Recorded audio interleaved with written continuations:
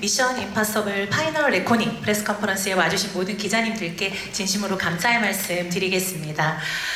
이 미션 임파서블 파이널 레코닝은 지난 30년간의 시리즈를 총망라하는 챕터로 톰 크루즈가 미션 임파서블을 첫 번째 제작 영화로 선택한 이후 시작된 개인적인 여정의 피날레가 될 예정입니다. 톰 크루즈 배우는 모두가 아시다시피 어떤 하나의 문화적인 아이콘으로서 지난 40여 년 넘는 시간 동안 40편 이상의 영화를 함께 해오시면서 정말 많은 관객들에게 즐거움과 또 놀라움을 선사해 주셨는데요. 오늘 이렇게 영화의 주연분들을 함께 모시고 배우 그리고 감독님 모시고 이렇게 무대에서 함께 진행할 예정입니다. 그 어떤 작품으로도 능가할 수 없는 미션 임파서블 파이널 레코닝의 제작자이자 주연 배우 톰 크루즈를 무대로 모시겠습니다.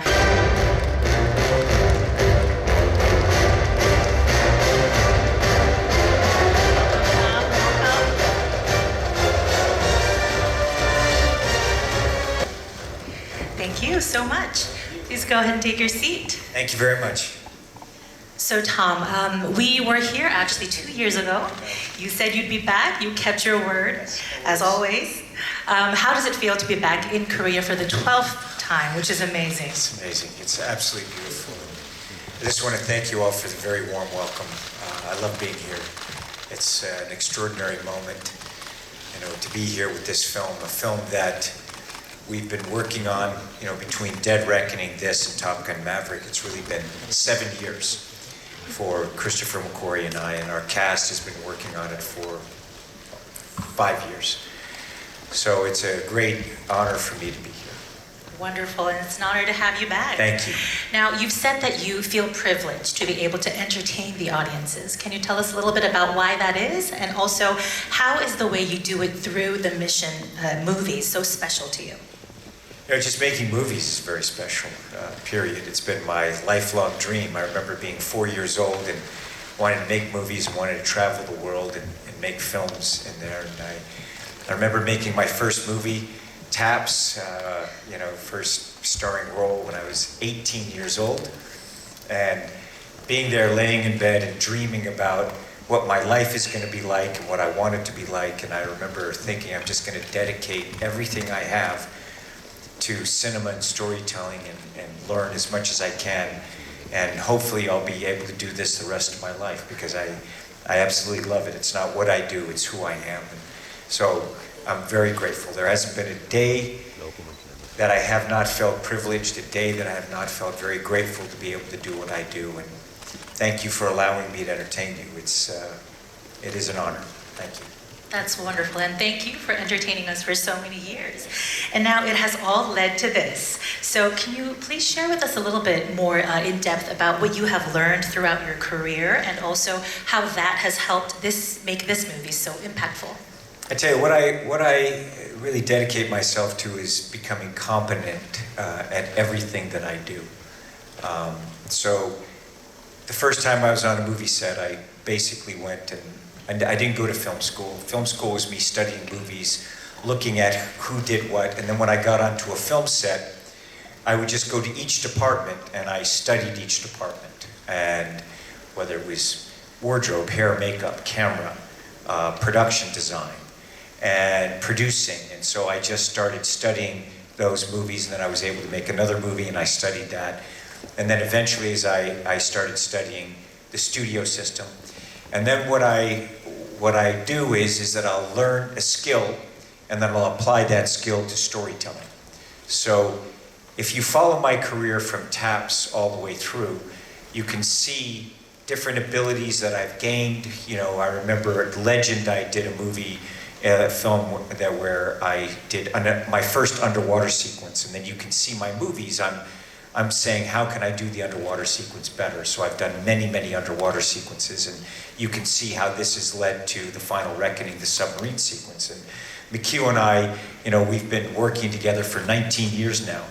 And it's the same thing, I try to take everything that I learned from one movie and apply it to the next, and apply it to the next, and apply it to the next. And McHugh is very much the same way.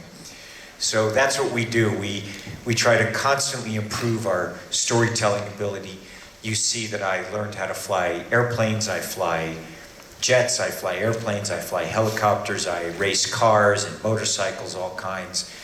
You know, if I want to sing in a movie, I'll learn how to sing, and then I apply it to the cinema or dance. It's been, and also I love history and I love to travel, so that is my life. Like, I'm constantly, I'll go to places and be able to work in them, not just be a tourist, but be able to work within the culture and celebrate those cultures. So that is my dream. So that's why, you know, as a kid, I dreamed of coming to Korea. So to say that it's my 12th time, and it's my 12th time being here, bringing a film here, it's really amazing to me. That's wonderful to hear. And speaking of those incredible action sequences, the series is known for its jaw-dropping stunts, but The Final Reckoning pushes that even further, where it's the biggest practical movie ever made. Yes. So our question to you is, why is it so important to you to always make something that's bigger and better? Well, I always hope to just make it better. McHugh and I have a thing at the end of every movie we make. You know, I turn to him and I'm like, we can do better. You know, I'm not someone who ever, I'm very happy with, I set a goal for myself and I want to attain that goal. But there's always a new goal. There's always another mountain. Always something that we've learned that we can then take it to another level. Even, I'm not just even saying stunts, but just storytelling and structure of stories and characters. So that's how I feel. There's always another mountain, and we always set a new goal for ourselves. And you know, the wing walking on the biplane sequence, it is absolutely incredible, very scary to watch. Very scary to do. Yeah, I'm sure It's it fun, was. though. And I hear that it was actually a particular childhood dream of yours. Can you tell us a little bit more about Many that? of these things, like McHugh and I will go back and forth, and our whole relationship is kind of just stories, one story to the next. And I remember seeing wing walking when I was a little kid, and I always wanted to do that. I remember being on the airplane, the side of the airplane. I was on an airplane the first time that I flew, and when I get in an airplane, I was 6 years old, and I would think about what's it like being on the wing. You know, I'm in the plane, but my imagination's like, I wonder how long I can hang on to that wing. Right, that's actually where you want to sit. Yeah, that's where I want to be. And I remember, you know, we did that. McHugh put me on the side of that airplane. He was joking. He was like, "Hey, do you want to do this on the side of the, you know, the A400?" I was like, "Yeah, that sounds great." We did that, and then to design this sequence, because I fly airplanes and aerobatic airplanes, there's something that I always wanted to do and to figure out. But look, it took years to be able to figure it out. And we had to go back to Africa twice. It was very, very complex, physically, story-wise, developing cameras, developing the planes, developing a style of flying the aircraft. The wing walking itself was very, very intense every day. Very, very intense. I can't really describe how intense it was. So that it just takes time, and you have to, you know, strive for it. The things that I'll do is I'll set a goal for myself, a task or an ability or an overall goal. So you write the goal down, and then what you do is I write a list of all the things, the steps that I need to take to be able to attain that goal. And that list will change as time goes on, because then it tells me the things that I need to learn, or, you know, the things that I know, and the steps that I need to take to be able to do it well. And that's what it was like with this wing walking. It was very, you know, we had to pick the airplanes, and then it's not only just what airplane's going to look good, you know. And this airplane, the Stearman, is an 80-year-old airplane. I'd flown it before, and then we had to evaluate what is the aircraft capable of doing, and then how can I physically move along this aircraft. The wind coming over the airplane, we're traveling at over 100 miles an hour, 140 miles an hour, and I don't know if you've ever driven a car, but just stick your face out of the window at 140 miles an hour, and now picture an entire body and me moving throughout and around that aircraft at those speeds. It was quite intense. That's absolutely amazing. Yeah, it was wild. And you know, to go a little bit deeper into that, when we look at the IMF team, right? They're like a family, and you've been known to describe Christopher Macquarie as your creative brother for years, and this is a partnership at its absolute peak, and the culmination of everything you two have done and learned together. So to talk a little bit more about that, let's now welcome the writer and director of Mission Impossible: The Final Reckoning, Mr. Christopher Macquarie. Welcome to the stage and welcome to Korea. For the photo call, and we'll bring up the chair for the director. Yes, thank you so much. All right, let us take our seats and talk a little bit more about that amazing partnership as creative brothers. Welcome, Chris. Welcome to Korea and up to the stage. Thank you. Yeah, it's been my privilege to be able to know this man for 19 years. He is, an exceptional, very unique and exceptional storyteller. Not only, his ability to just really, truly write for actors. The way that we work, we don't write a script and then try to cast the actors for that role. You find the actors and you write for them. And never have I worked with anyone that has a greater ability than Christopher Macquarie to be able to come on and understand the artist and write for them. The detail of these movies, the precision to be able to tell a story like this, the discipline, the amount of coverage you need to be able to tell this story is, you just can't imagine the amount of dedication and understanding of the overall process of storytelling and cinematic storytelling. So it has been my great privilege to be able to work with him and to be here. This is how many times have we been here together now? Like 5, 6 times. I've lost count. I know, Yeah. It's just amazing. So thank you. I just wanted you all to know that about him. Of course, and thank you so much. It's very kind of you. And you started off also well, because the first question I actually had for you was that you two quite literally had to face all the elements in the sky, underwater, and alongside Tom. We would really love to hear more about this. Well, he got in the water with me. Right. Direct me in the water. And he also, when we were working on the sequence, the aerial sequence, he's like, look, I need you to go from the wheel up to the wing and just move across there. And I was like, I can't quickly do that. He's like, what are you talking about? Okay, well, just do what you can. I was like, I want you to do this thing. I was like, McHugh, I can't move like that. What can you do? Like, because we were figuring it out as we were going along. And I said, listen, I said, I can't even breathe. Like, when you get out, the wind hits you so hard, you stop breathing. I had to train myself to figure out how do I breathe, because also it's incredibly demanding. Like, it's the hardest weight workout you've ever had. And so I finally said, I don't know how to explain it to you. You just have to get on the wing and try it yourself. So I coached him. Yeah, of course he did. I did. I coached for 20 minutes. And Yeah, I had a nice 20-minute tutorial of how to walk on the wing of a plane. how to not die. How to not die. And I was like, whatever you do, don't do this. Don't do this. Yes, and the most important part was when you're stepping out of the cockpit.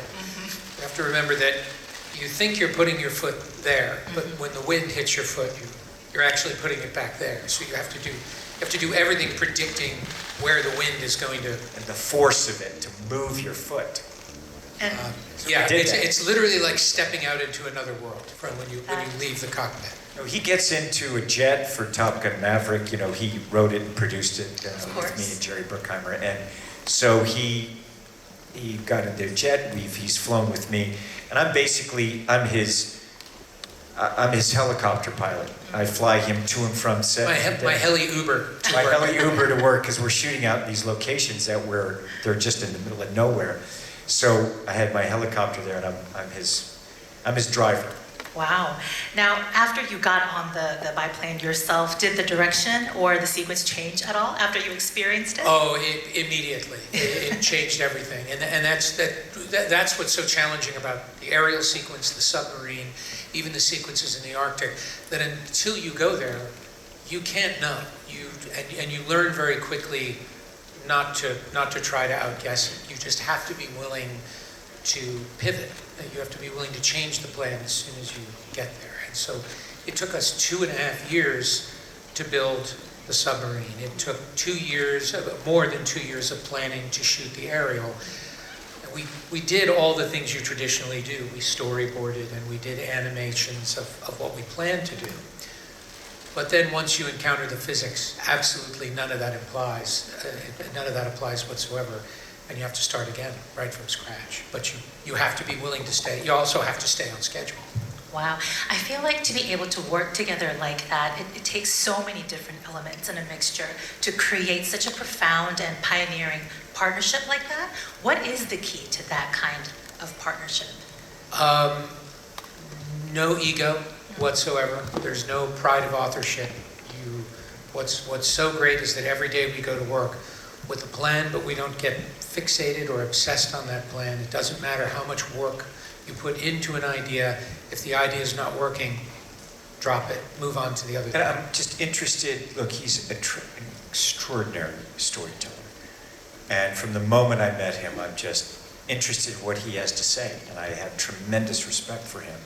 And I think that foundation of just respect and trust and interest and belief in him, you know, that's just the foundation of our friendship and our creative respect. And if there's something creatively that he wants to do, I'm always like, I will do it. You know, let's go there. That is the agreement. If somebody has an idea, whether you get it or not, just do it. You have to and one of two things will happen. You'll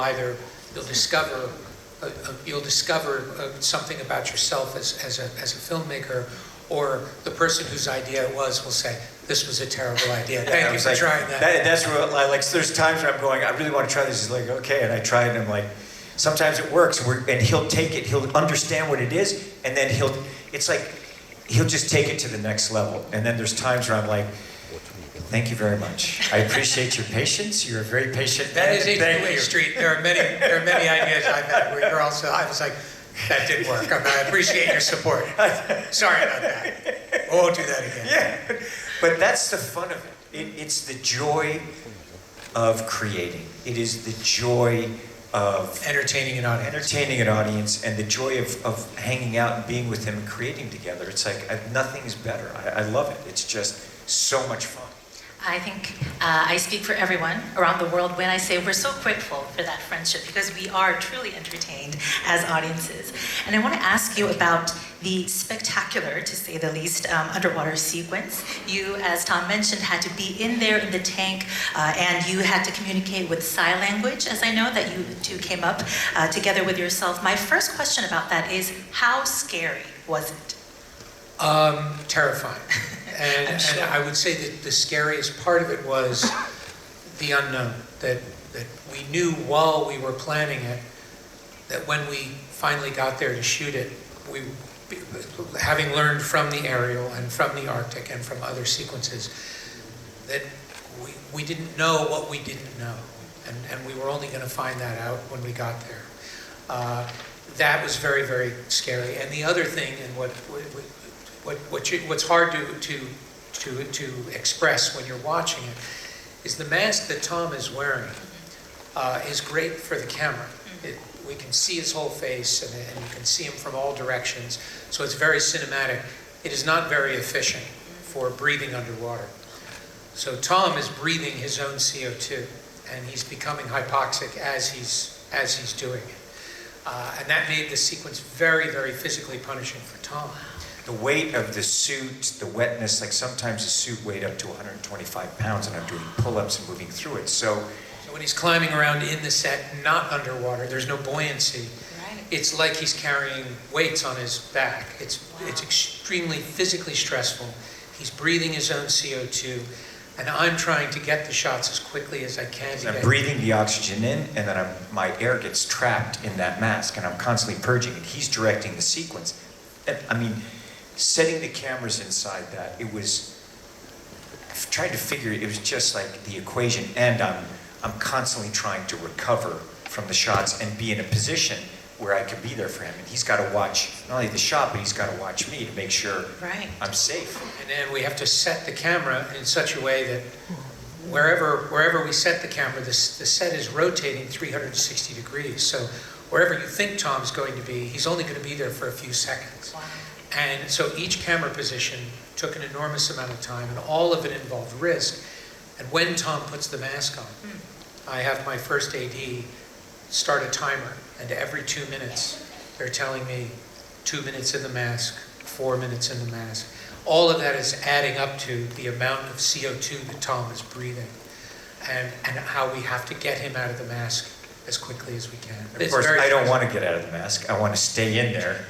So at a certain point, he's like, Do I cut? "Do I cut? You got to come out, Tom. Yeah. We're gonna." I'm like, you know. But he's right. And also now you have different particles in the water, massive missiles and structure that's there.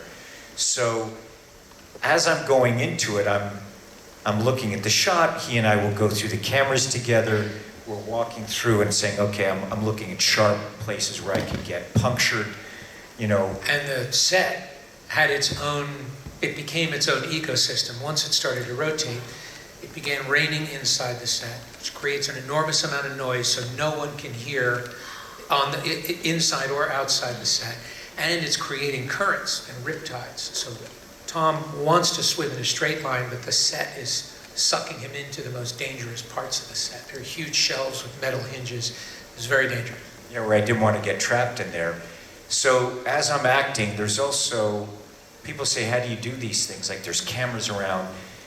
I've been able to create a spatial awareness far exceeding, you know, my own body, so that you have to be able to perceive things in all directions. Objects coming at me, cameras, and also performing as we're doing. Really important to point out, which we always forget to point out, because Tom there's a light inside the helmet so that you can see his face. There's a reflection from his point of view, so Tom's blind. He can't actually see. We can see him, but he can't see out. So everything that he's done, he's rehearsed it all in advance above the water without his mask on. And so everything he's doing is largely by sense of feel. That is unbelievable. My jaw is dropping as... Yeah, I was like, this isn't hard enough. Now here's the thing, we do the whole thing and I'm like, I'm slowly telling McHugh these problems because I don't want to overload him. It's like, I need to do this. It's like, listen, by the way, I can't see when I'm doing this. He's like, what? What are you saying? What are you saying? It's like, because the mask looks good. You told me you took 2 years breathe. to develop. Now you're telling me you can't see. Yeah, I can't breathe and I can't see. He also can't hear. Yes. He has the suit on and there's so much noise inside the set. And we have a loudspeaker and we're trying to call to Tom to yell action and he actually can't hear us. So it's kind of a miracle we're not still shooting. I know, there's hand signals going back and forth and, you know, and I also I don't want to worry, you know what I mean? So I'm like, let's just go through it, let's do it. I know, he worries no matter what. Well, I think all I can say is we're very grateful that you are here and very healthy and well. As are we. Very happy about that. Now, both of you have said that this is the culmination of everything you have learned together. So I'd like to ask you, how have you two evolved the Mission series and how has this series evolved the both of you? That's a very good question. I would say the bigger and more complex the movies become, actually the simpler the emotional and visual storytelling becomes. We've learned a lot about what is necessary, what actually communicates, and it's a big challenge for us because we're making these movies for a global audience. They have to translate regardless of what language they're being seen in. And so everything we've learned to do while we're pushing ourselves to be more complex is how do we make things simpler to understand. Yeah, and I think that's always trying to get to a simplicity within a complexity. Movies are amazing, making them. It is working with a group of people that are very dedicated.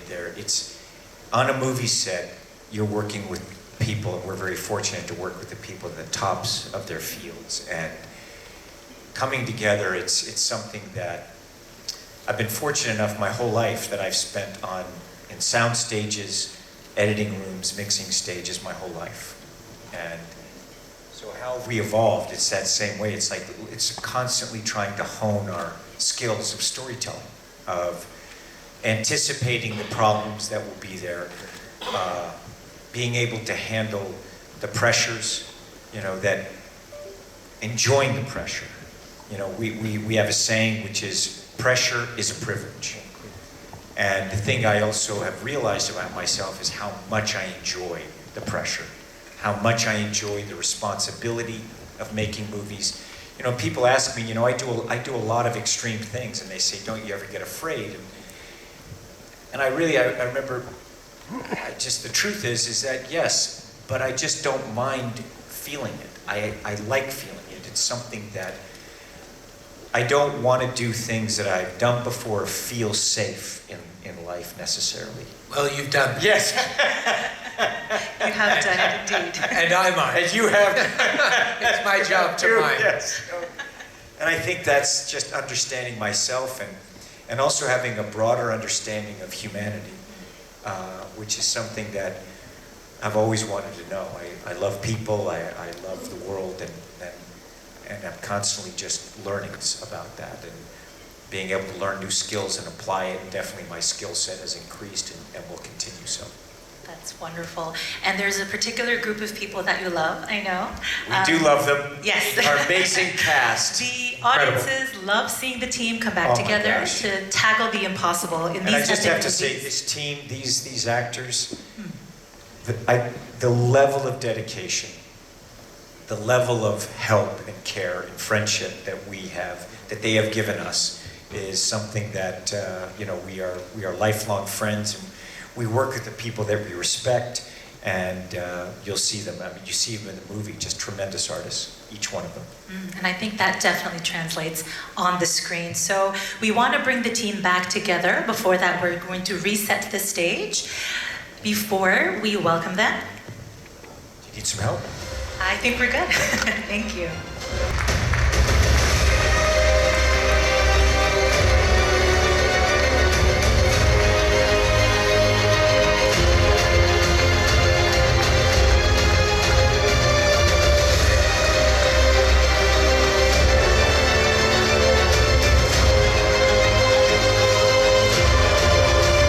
Welcome everyone to the stage, as well as, of course, to Korea. Please go ahead and take your seats. Welcome. So great to see the team reunited. We do photos. All right. That's right. Oh yes, photos will come later. All right. I always so- love seeing what they're going to wear. I'm always like, they have the greatest wardrobe, these guys. They They do. have such amazing style. Agreed, 100%. You all look amazing today. Yeah, they do. Thank you. I want to go Movie ahead. stars, man. Definitely. Trying to be like you, Tom. Man, you're crushing it. All right, so there were so many international locations in this film, and I just want to share, I asked with the whole group, any particular fun behind-the-scenes stories while you were all traveling together? Oh, for me, Svalbard was the most amazing location in the Arctic Circle.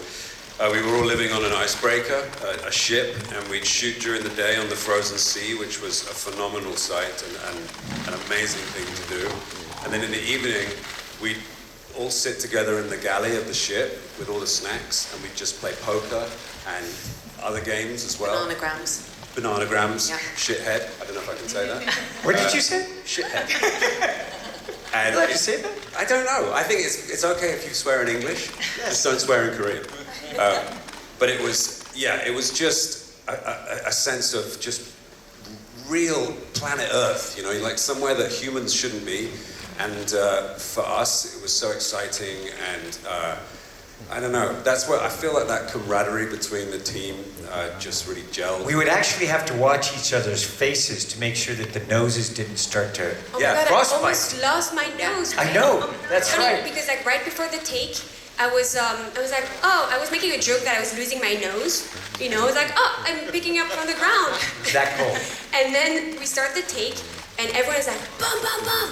Like, we stopped the scene and you need to get warm. I'm like, what's happening? It's like, no, you're gonna get frostbitten. So my nose was changing colors. I think it was becoming white, right? Frost nip. I mean, like Yeah. transparent. Yeah. There's something called frost nip, which is what happens before you get frostbite, and your skin becomes very sort of waxy and white. And as soon as that happens, you need to get a hairdryer in your face or a hand warmer on there, because if you leave it, it develops into frostbite. And it was minus 40 degrees. Oh my. And we didn't have a hairdryer, so all of us had to take turns rubbing Pong's nose like this to warm it up. I remember coming onto set for the first time and seeing McHugh and realizing that his entire facial hair had frozen. So he had this huge kind of icicle kind of on his moustache and his. I look like a walrus. You You can look say like it. a walrus. It's true. I remember you doing a snow angel too, right? I have a video of you doing a snow That's not angel. me. Not me. That's incredible. Okay, I That won't was, release that was one of That our was not me. He was crews. denying it. Oh yeah. He's denying it. That was not me. I wasn't doing a snow I was angel. not doing a snow angel, and I was certainly not doing a naked snow angel. This is what one of the members of our crew was doing. Well, all right. I won't be Film asking crews. for any videos of that. no video. No video, okay. Now, Simon, actually, I wanted to ask you, you have been playing the beloved Benji for over 20 years. Woo! That is incredible. So how has it been for you to be Thank a you, part of Ray. this incredible franchise as Benji? Yeah, I shot my first scene for Mission Impossible 20 years ago this year. And I had no idea when I first, walked onto that set that this film would become a part of my life for the next 20 years. And it's been such an incredible adventure. I've been all over the world filming and also promoting the movie. I've made incredible friends, and I can't overstate the significance that this film series has for me. And it means the world to me to be part of it. So I'm just delighted. And to us and to me that you've been part of it. You're such a brilliant artist, and you're incredible. The character you created, I just love it. The moment I saw him in Shaun of the Dead, I was like, oh my gosh, if Simon Pegg could please come in and play this character. And he just came in and he had a monologue, and we were writing it right at that day, and you just crushed it. It was just amazing. That's why, and even when we were shooting it, we added more stuff. Thank you. Simon is the king of the last-minute monologue. You hand him. It's incredible. You could throw this guy like a 5-page monologue and he'll have it memorized in 2 minutes and know your lines also. You know what's amazing is that when I went to see Mission Impossible 1 in the theaters when I was 26, When you were 10. when I was 10, and I'm watching the movie, I wish I could have come back from the future and sat next to myself and say, hey, one day you're going to be in this. This guy is going to be your friend. And, the irony of that is extraordinary to me. And, things like, as you see in the trailer, that knife that you see in the first film, to see that in action, it's just, I can't even begin to describe how weird that is. It's so weird. Incredible. And we're very grateful that you did. You were Benji for 20 years because we love the Thank you. character, as you well know. Hayley, I want to ask you, you all spent a lot of time not only working together, but training together. Tell us, what are some of your highlights? It was very quickly on in the training I discovered that I could learn fight sequences much quicker and easier if I had a prop. And this worked great for Grace because she is a thief. And it meant that throughout the whole of the training, I got to this kind of level of fitness that was incredible, and this resilience that was amazing. And it just meant that we could adapt to any changes that were happening and anything that was needed on set. But this thief element of Grace, kind of, I took quite to heart. And I actually haven't admitted this to the rest of the team here, but I have actually stolen quite a few things from the set of Mission Impossible. I was trying. Method actor. I was listing them to the day. I've actually, and I will admit them to you now. I've stolen a key, the poison pill. Was it the key from the movie or your key to your trailer? Oh well, the key to the movie. I no longer carry a wallet whenever I'm working with her. I have a salt and pepper shaker from a train. I have an ashtray. Yeah, she's I a have some thief in the letterhead. film. It's a very good pickpocket. That should have That's quite a stolen long things. list. Oh, I have FOMO now. It's also this like the excitement of the memento because everything is practical. So the size of the sets are built out in such a way where you can open a drawer in the cabin and you can see the incredible amount of detail that's been put into the set design. And I took a couple of fossils as well. Did you Sorry really? about that. Were they good? No. Oh, They're in the yours. cabin. Fantastic. They're yours. The cabin. I wanted to steal some of those I know. skulls and things. Oh, they were. And I also stole quite a lot of set glass. You can have it. Thank you. It's yours. I gave them to my godchildren, who are very excited because they get to watch the screen now and an explosion of glass. I saw that on eBay. I think I'm going to have to cut in here before the list gets any longer. Tarzan, did you get anything? Well, I was trying to steal you, but you kept running away. Yes, you got me already, Tarzan. You know that. Now, Pom, I want to ask you, you love big action and you also love skydiving. So I wanted to ask you, motorcycles, everything, cars. Action, right? So was that Guns. inspired by Tom by any chance? Of course, it's like contagious, you know? You're around Tom and he's so vibrant and passionate about all these things. I saw him, you know, in the previous movie do the jumps with the motorcycle. I was like, I want to do that. He looks so happy. I want to try. So I kept asking, you know, like, you know, can I skydive with you guys? You know, with Tom and the stunt team. And Tom was like, no, you need to get your license. So when I wrapped the movie, he gifted me the license to learn how to skydive. And yeah, and we even jumped I together. flew out with you the day that you got your license. Yes. How many It's so jumps have you fun. done In now? the A license is 25 jumps, and he came the last day. We did 9 jumps together, a high altitude jump, and it was amazing. And then you So flew fun. your own plane back home. You know, totally normal thing to do. Of Yeah, course. and then since then I've done 233 jumps as of today. Amazing. I mean, Wow, she's that is a amazing. brilliant skydiver too. I mean, so elegant. And Just also, a natural. I have to add something. I love working on Mission Impossible because, you know, when I'm not working, you know, there was like breaks in between shooting. You know, I would like go back home, and then I would go skydive, and we would send videos to Tom, and he was like, "Yeah, that's amazing." And you know, usually you're not allowed to do that, you know. So, It's happened with me Please as just well. don't but post he was it. always be confident. Don't post it. Just be confident. You're definitely No. Don't be not allowed to careful. do that. You're Be not. calm. We have a saying. Don't be careful. Be confident. You're not allowed. She There's is certain very- things that you're not allowed to do whilst you're filming, obviously, because they're dangerous, and it includes all dangerous sports. Tom bought Pom skydiving lessons. He bought me a snowboard when we were doing Ghost Protocol, because I was going snowboarding at the weekends. You're not allowed to do this, but he says it's okay, so it must be okay. We had a day off, so Tom took us shark diving. Yeah. Like, oh sure, okay, we'll do that. The day Yeah, in of South prep. Africa. Oh, Yeah. We yes. did horse riding in the sand dunes in Abu Dhabi. Somebody couldn't stay inside the Shark Tank. It's boring. Let's go play with the sharks. Wow. No, Tom, no, we're having fun together. Let's go there. Weren't you seasick too? I remember you being a little bit seasick, right? I have videos too.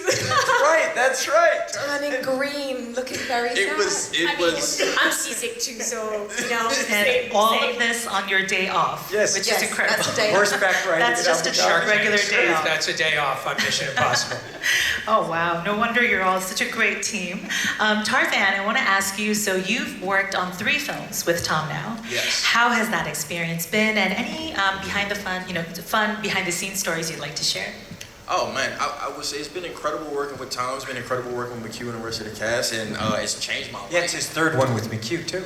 Yeah, Top Gun. This has changed my life and it's opened my eyes. One, to show that I'm able to do anything. When you have somebody who's literally doing anything and able to do anything, it gives you the confidence to say, well, let me go ahead and try. And Tom helps you and supports you in that aspect. But I do want to talk about this He's one. a tremendous athlete, by the way. Continue.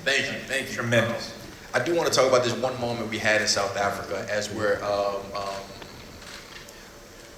all together, and you think about what a movie is like, and I'm sitting in the back of this truck, and I'm looking around, and you have Pom there, you have Pom and Tom behind me, then you have Hayley and Simon back there, and I'm just amazed. There's a huge helicopter just going, and everybody on the crew is saying, all right, are you ready? Camera's rolling. And I'm just like, guys, this feels like a movie.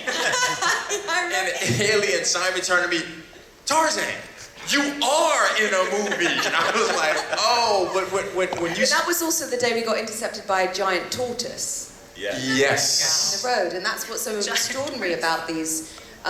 They're real Big tortoise, we locations. couldn't move. There was yes, of course we had to stop and Shut them in, let it yeah. pass, and it went on its merry way. It gave us a thumb. No, Martin the gaffer picked it up and he moved it to the side of the road. It was gigantic. Very gently. My favorite Tarzan story was actually on Dead Reckoning, when we were standing on the roof of a train in Norway. And you turned to me and you said, you know, this is my first time on a train. And I said, yeah, it's mine too. And you said, no, it's my first time in a train, let alone on a train. Yes. Tarzan has never been ridden a train in his life. In his life, and now the first day he's on top of the train. He spent about 2 minutes on inside, and the rest of the day. Keep in mind, this is my first day shooting on Mission, and I'm on top of a train. What? Well, that's Mission We forgot to Impossible have the for you. conversation to go over with Tarzan. It was like, yeah, because you're such a great athlete. We were like, oh yeah, we don't have to He'll brief be you. fine. When they called and said, hey, we want you to come join the franchise, they didn't mention, yeah, we're just going to put you through the ringer, you know? They just said, hey, it'll be fun. But as we all know, And now you did you know. pull it off. Yeah, it was amazing. We are now going to open up the floor for questions from the press. Thank you. So just a gentle reminder to avoid asking about spoilers. We also kindly ask you to focus your questions regarding what's relevant to the film. Please also ask your questions in Korean for the translation flow. And lastly, we ask that you ask one question per outlet so we give everybody we can hear from as many as possible. All right, so without further ado, please go ahead and raise your hand if you have any questions, and we'll have our staff bring the mic to you. I think I see a hand on the right side. Yes. 네, 안녕하세요. 저 헤로드팝 이미지 기자입니다. 톰 크루즈 배우분께 질문 드리겠는데 Who's talking? I beg your pardon, I can't see. Right there on the right, slightly below. Oh, hello, the mic. hello. Yes. How are you? 이번 시리즈가 이제 시리즈 마지막이라는 추측이 제기되면서 좀 아쉬워하는 팬들이 많은데 이번 시리즈가 정말 마지막인 건지 아니면 계속될 가능성이 있는 건지 궁금하고요. 그리고 8편에서 이제 그간의 좀 모든 시리즈가 하나로 모아져 정리되는 느낌이었는데 자신의 이제 영화 인생에서 미션 임파서블 시리즈는 좀 어떤 의미인지 듣고 싶습니다. Thank you for the opportunity. My question is for you, Tom. So there are rumors that this will be the very last installment of the Mission Impossible franchise. So is that true, or do we have a chance of seeing more of Ethan Hunt? And the second part is, when I was watching the film, it felt like everything was sort of coming together to closure for the film. What does this film mean to you personally? This film is basically, I want the audience to enjoy the film. So the audience has to go see that. It is a culmination of the last 30 years of the franchise. So that's what this is, and I don't want to give anything away for audiences. But I love making movies, and it's my great pleasure to be able to make them and to entertain an audience. That's what it means to me. I love them, absolutely. I love making movies. Thank you. We'll take the next I love question. making these films. Amen. It shows. It definitely shows. We'll take You the guys next do too. question. I see a hand. Yes. Right here. On the left. 네, 연합뉴스 박원희 기자입니다. 먼저 감독님께 질문드리겠습니다. I beg your pardon. I see now. Hello. Can you see? Hello. Okay. How are you? Yes. Thank you.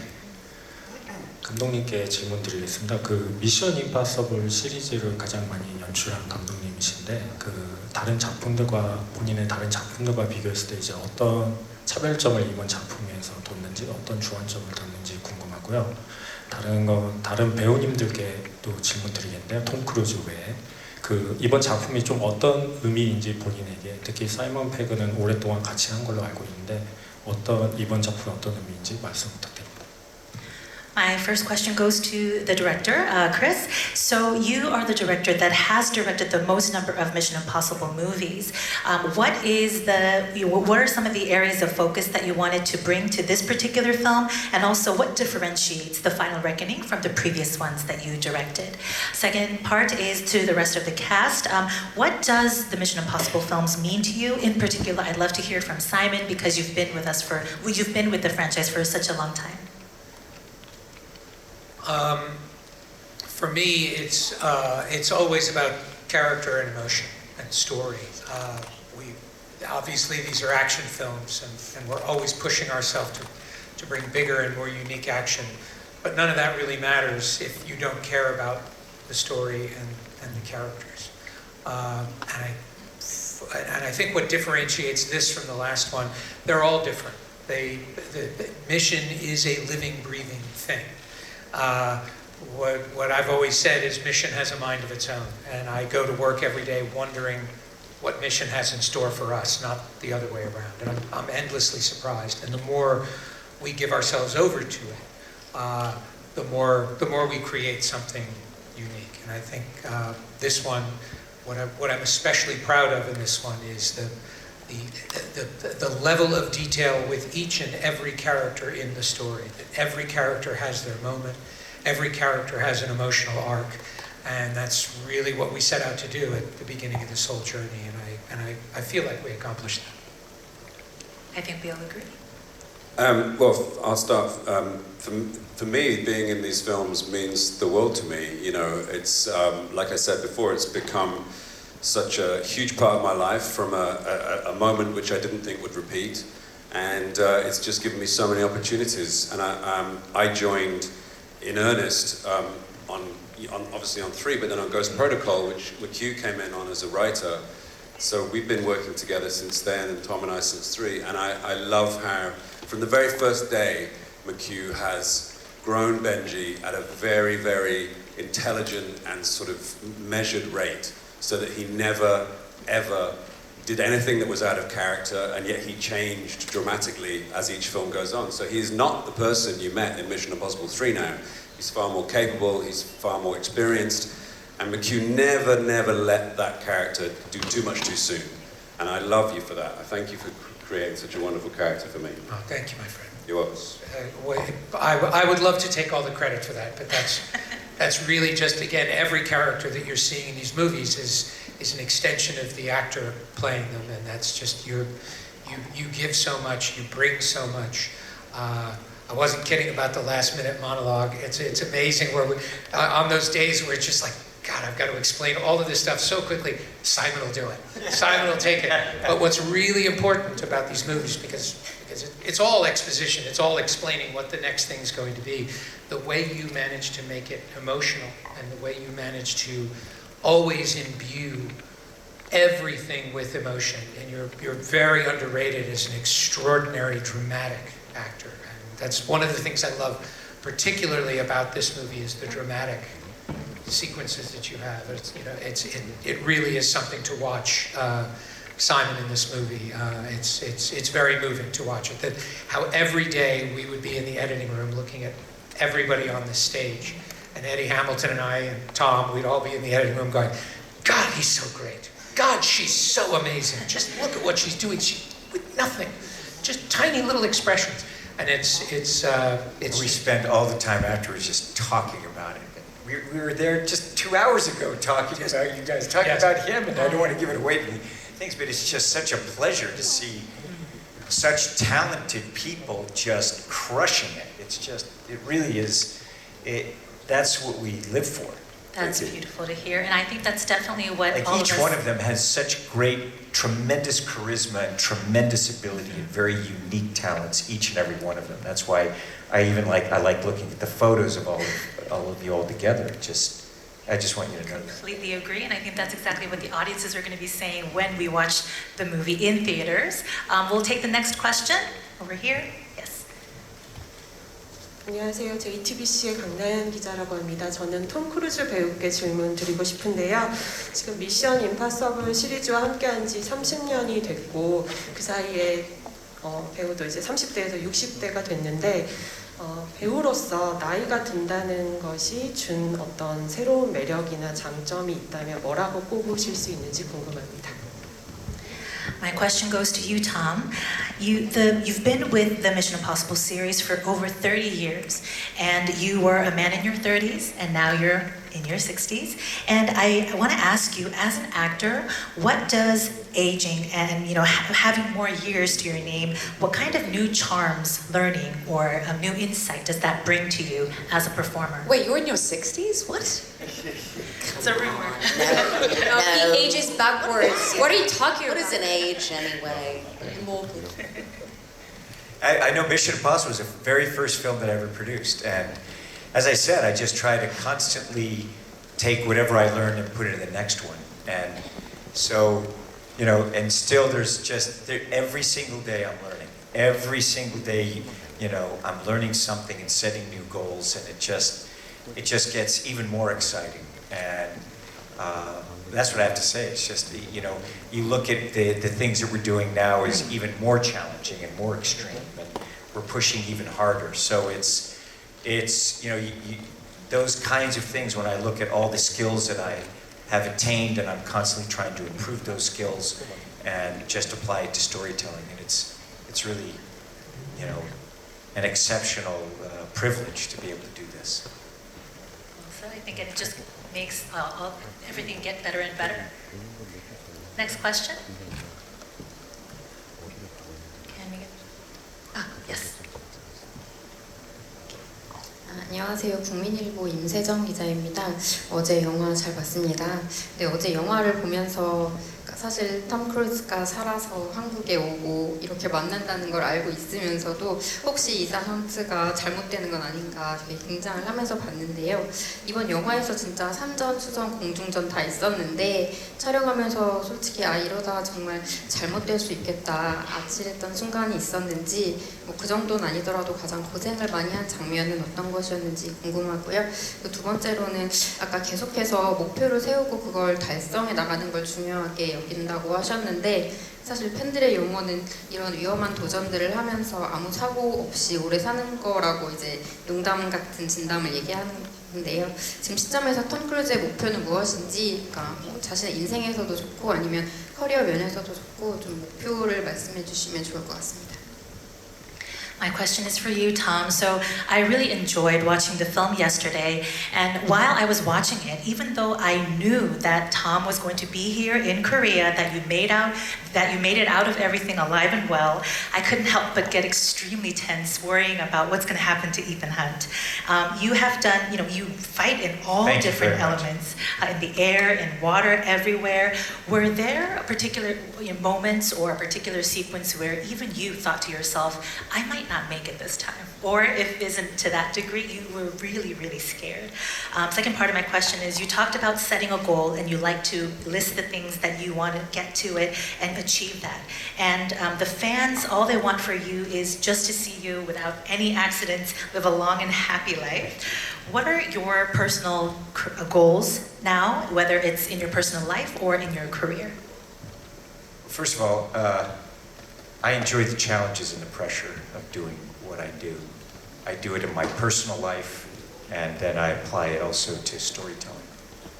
And listen, there are many times when we're trying to figure the story out. We're trying to figure the sequences out. It's not like it's on a paper and then we can go out and do it. It is exploring the unknown, and creating something is, it is that, where are we going from here? And so those moments, I enjoy the pressures of that. I enjoy those moments of sometimes like, we don't have the answers. You wake up in the morning and I don't know what's going to happen that day. When we get into the aerial sequence, every day in Africa we get up and it took a lot of ability to confront it.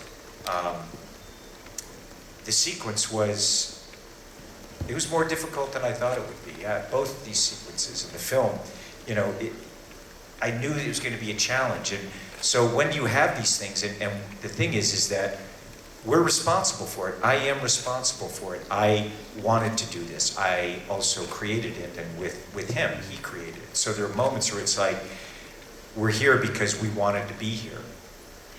And yes, there are moments that we knew we were doing very, very extreme things, and it was uncomfortable, and sometimes, it was very uncomfortable. But it was always exhilarating, exciting, and I like that feeling. The other thing is I have many, many goals personally, many. There's always another thing to learn, a new mountain to climb, another skill to improve or achieve, another story to tell. There's always another story. And I remember when I was very young and I had tremendous success, and some person said to me, I remember, like, where do you go from here? I did. Yeah, this was after Born on the 4th of July. Yeah, Born on the 4th of July. I'd done Born on the 4th of July, a guy, very, guy who's very well known, head of some studio, and he was like, why don't you just retire now? What are you going to do? I was like, I'm just warming up, and that's what I think what it is that's how I feel. I'm just warming up. And that's how I feel about life, personally, professionally, that I'm just going to take everything I learned and put it in the next, and put it in the next, and put it in the next. And So personally, I have so many goals. There's so much that I want to create, and we have so many movies in front of us. So it never ends. I basically work 7 days a week, and it's my dream. It's my passion. That's wonderful to hear. I think we have room for just a couple more questions. Last one from the press. Yes, the last question, I think, can come. Yes, in the back. One very last. I think we have a last question coming, I think, in the way back. Do you see those arrows? The penguin. In the back. I remember you from the last press tour. Hey. 안녕하세요. Oh my god. Oh, hello, I'm thanks long time no see. 제가 어제 영화를 봤는데요. 와, 정말 액션 종합 선물 세트처럼 느껴졌습니다. 이게 영화가 벌써 끝났지라고 느껴질 정도였으니까요. 특히 그 잠수함 씬이 정말 기억에 남는데요. 만약 제가 그곳에 있었더라면 이 펭귄 요원으로서 도움을 드릴 수 있었을 텐데 하는 아쉬움이 있습니다. 저번 만날 때 톰 크루즈 선배님께서 그 북극 올 생각 있니? 라고 물어봐 주셨는데 그때 좀 멀더라도 갈 걸 그랬어요. I watched the film yesterday. I loved it. It was like a full gift package. I was surprised that it had ended so quickly.